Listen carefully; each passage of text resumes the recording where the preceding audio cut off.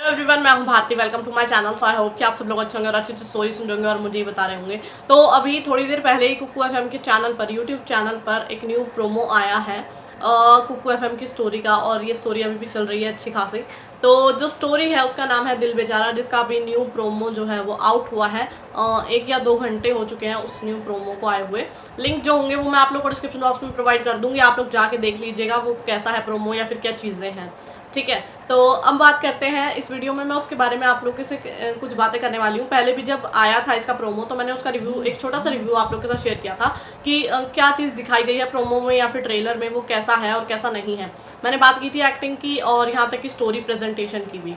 ठीक है, तो अब आ जाते हैं हम दोबारा से वापस से, क्योंकि यार मुझे एक चीज़ समझ में नहीं आई, कितने प्रोमोज। सबसे पहला सवाल कि एक ही स्टोरी को लेके आप लोग कितने प्रोमो क्रिएट करोगे। मुझे ये चीज़ समझ में नहीं आई, क्योंकि एक प्रोमो काफ़ी होता है। हाँ ठीक है, वो बात अलग है कि अब न्यू ऑडियंस को आप लोगों को जोड़ना है, या फिर ये कह लो कि नए नए लिसनर्स आप लोगों को चाहिए हैं, वो बात समझ में आती है। वो तो चलो आप लोगों का प्रमोशन इतना ज़्यादा हो रहा है, वो तो अलग ही चीज़ हो गई। बट ये ये प्रोमो का चक्कर ही क्या है, मुझे तो समझ में नहीं आया, क्योंकि ऑलरेडी इसके ना 3 से 4 प्रोमोज जो है ना, ट्रेलर्स आ चुके हैं और सेम चीज़ है उनमें, कुछ अलग भी नहीं है। कुछ अलग हो तो बात आए भी समझ में। अब जो प्रोमो आया उसमें क्या है, उनमें इन्होंने काफ़ी चेंजेस किए हैं, काफ़ी हद तक उसको इम्प्रूव किया है। ये चीज़ बहुत अच्छी है, स्टार्टिंग बहुत अच्छी है। आप लोग जाके देखना, पता चलेगा आप लोगों को कि क्या चीज़ें हुई हैं स्टार्टिंग में। जिस तरीके से उन्होंने दिखाया कि भाई फास्ट फॉरवर्ड तरीके से क्या क्या चीज़ें फ्लैश हुई हैं, हाँ बैक में क्या हुआ, और अब इस वाले प्रोमो में फिर वापस से उस फ्लैशबैक के साथ आता है। तो फिर दिखाया जाता है कि क्या होता है कि जो सोनल है, उनकी बहन जो है वो उनसे नशे की हालत में जो पेपर्स हैं प्रॉपर्टी के वो साइन करवा लेती है। पहले वाले प्रोमो में ये चीज़ नहीं थी क्लियर, यहाँ पर इन्होंने क्लियर किया है कि वो नशे की हालत में होती है और फिर वो एक आदमी उन्हें ज़बरदस्ती अपने कमरे के अंदर खींच लेता है। उन्हें लगता है कि वो उनका बॉयफ्रेंड जो है वो नमम वो है, बट वो भी उस टाइम पे फिर वो दोनों साथ में ही रहते हैं। फिर जब अगली सुबह वो उठती हैं तो उन्हें पता चलता है वो नमम नहीं है बल्कि कोई और इंसान है। ठीक है, फिर वो उनसे उस टाइम पे जो भी बातें होती हैं, जैसे कि आप लोगों ने पहले भी प्रोमो देखा होगा, तो यार आप लोगों को अच्छे से पता है ये सारी चीज़ें, है ना।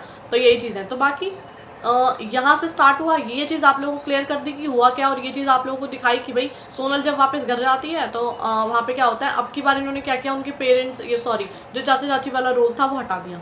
डायरेक्ट वहाँ पर खड़े होते हैं उनके बॉयफ्रेंड नमम और उनकी बहन पायल।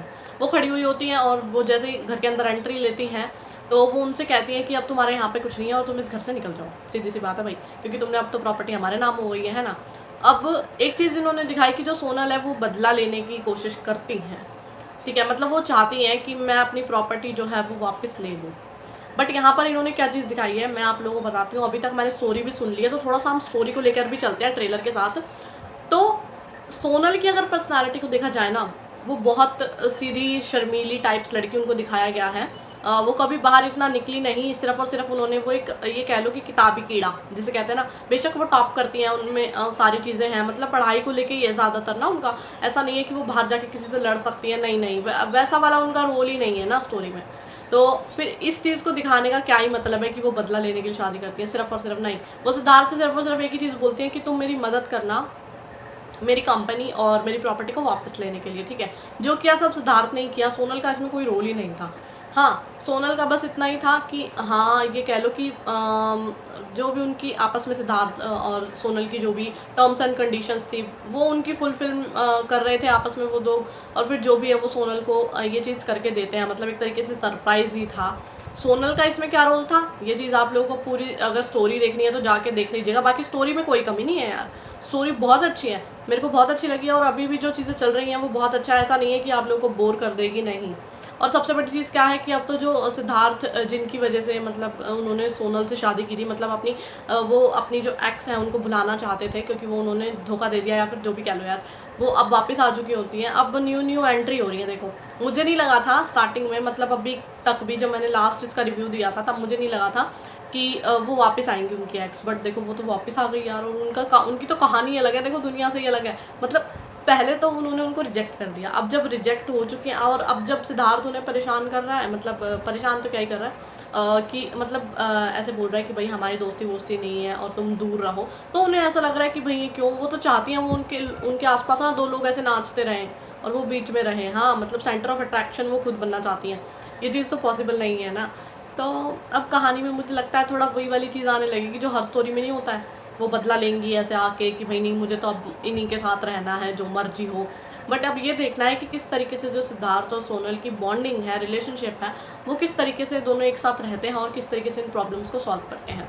ठीक है, ये आप लोगों को अब स्टोरी में देखना काफ़ी इंटरेस्टिंग होगा, और ये तो मैं काफ़ी एक्साइटेड हूँ आगे ट्रैक्स को देखने के लिए कि क्या क्या चेंजेस होते हैं और क्या चीज़ें होती हैं।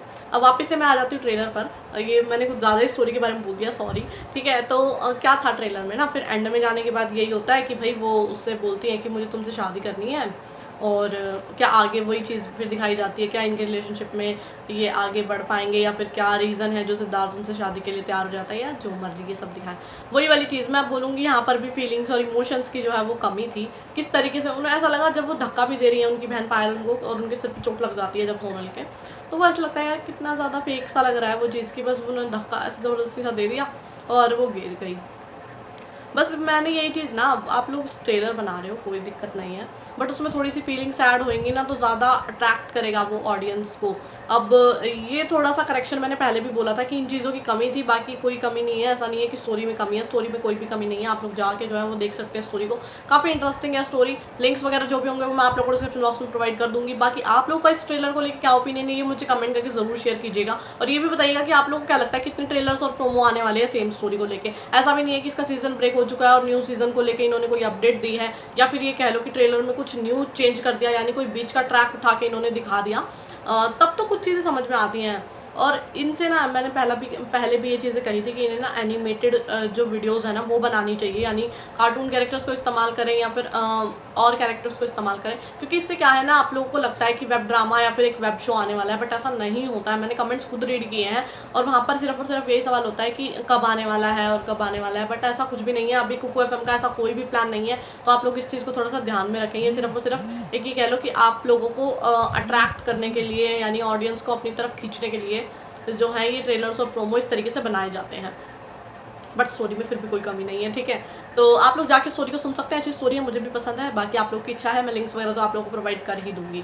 ठीक है, तो आई होप कि ये वीडियो आप लोग के लिए हेल्पफुल रही होगी। तो अगर आप लोग को मेरी वीडियो पसंद आती है तो लाइक करें, शेयर करें, मेरे चैनल को सब्सक्राइब करना बिल्कुल भी ना भूलें। बाकी अगर आप लोग चाहते हैं आप किसी फेवरेट स्टोरी, नॉवल, बुक या फिर आपका मैं रिव्यू शेयर करूँ तो आप लोग मुझे कमेंट करके बता सकते हैं। जितनी जल्दी हो सकेगा मैं वीडियो लेकर हाजिर हो जाऊंगी। बाकी आप लोग अपने ओपिनियंस जो है वो मुझे कमेंट बॉक्स में जरूर शेयर कीजिएगा, ताकि मुझे पता चले आप लोगों को वीडियो कैसी लगी, ट्रेलर कैसा लगा, और आप लोगों को कोई कमी लगी तो आप लोग वो भी मुझे जरूर बताइएगा। बाकी ट्रेलर के बारे में तो मुझे बताना बिल्कुल भी नहीं भूलना।